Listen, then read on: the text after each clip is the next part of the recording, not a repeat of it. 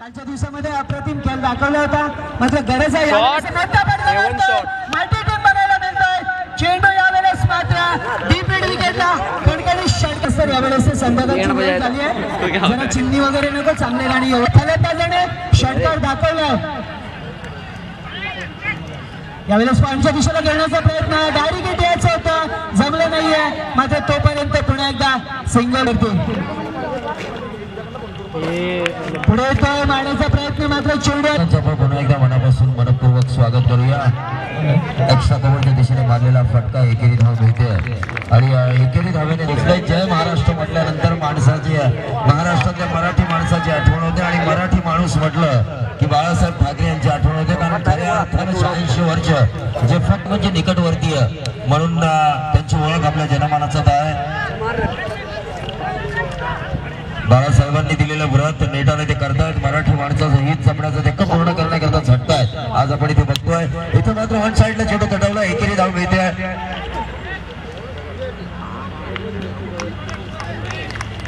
मुरबी आणि रोडपाली या दोन संघादरम्यान सेमीफायनलचा सामना सुरू आहे. तसं पाहिलं मुरबीच्या 12 धावा लागल्या. तिथे मात्र अक्रॉस द लाईन शॉर्ट फायनलच्या वरून चेंडू जातोय. मराठीतून समालोचन करण्याची संधी आपल्याला 3ही दिवस इथे चौकार मिळतो नशिबाचा. आज चौकाती तेच प्रेक्षक तुम्हाला जमिनीवर आपटतात.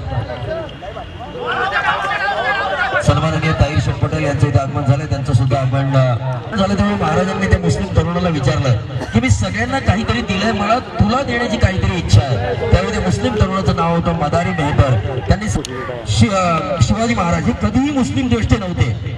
कारण शिवाजी महाराजांच्या उशिरा येऊन सुद्धा मला समालोचन करण्याची संधी मिळते. आमचे सिनियर समालोचक संदीप पाटील यांनी खरं तर त्यांच्या कोट्यातील षटका आम्हाला दिली. मुरबी संघाची धावसंख्या 3 षटकांच्या सामन्यामध्ये सेमीफायनलचा सामना आहे. तसं क्रिकेट स्पर्धा मी पाहिल्या या सीझन मध्ये समालोचन केलं, पण या स्पर्धेचं एक आगळं वैशिष्ट्य म्हणजे संपूर्ण स्तुतितुल्य गोष्ट आहे.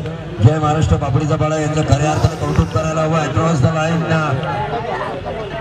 खेळण्याचा प्रयत्न होतोय, पण लकी ड्रॉ मिळाला. गावदेवी उसारले अंतिम फेरीत पोहोचला. इथे मात्र स्पर्धेला वेळ दिलाय. मग अतिशय लाख मुलाचं योगदान त्यांनी दिलं. अपील होतं, जोराचा अपील, पंचाचं लक्ष उभं केलं होतं, परंतु तोच रोखपाने 34 धावा मध्ये रोखण्याचा प्रयत्न केला आणि निश्चितच तो सामना जिंकून टाकला. दरम्यान प्रेक्षकांना भारावून सोडल्या. दरम्यान पुन्हा एकदा मनोज याचा पुढचा चेंडू अपील होत आहे. निश्चितच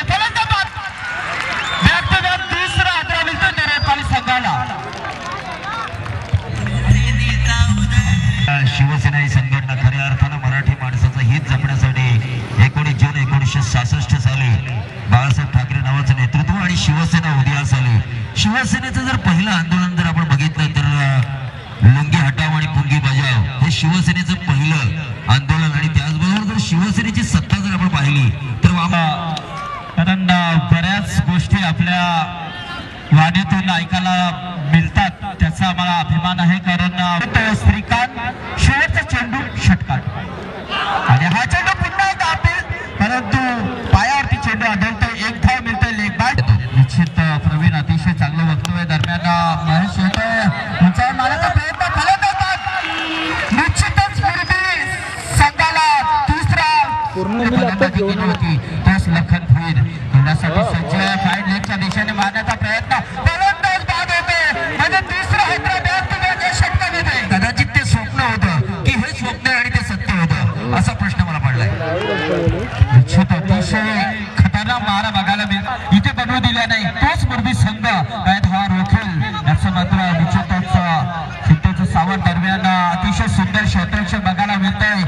व्यासपीठावर यायचंय. धन्यवाद. पुन्हा एकदा पुढचा चेंडू उंचावर मारण्याचा प्रयत्न, चेंडू हवेमध्ये,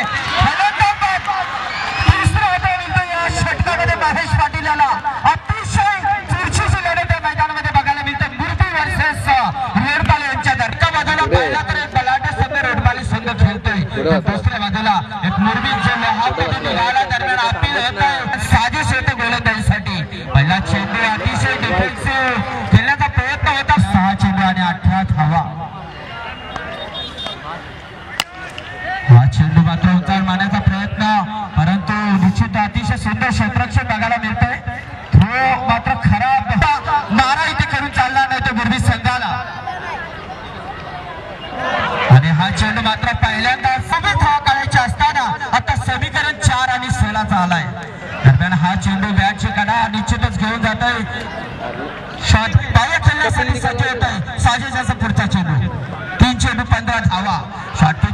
निश्चितच हा मात्र प्रवीण भावना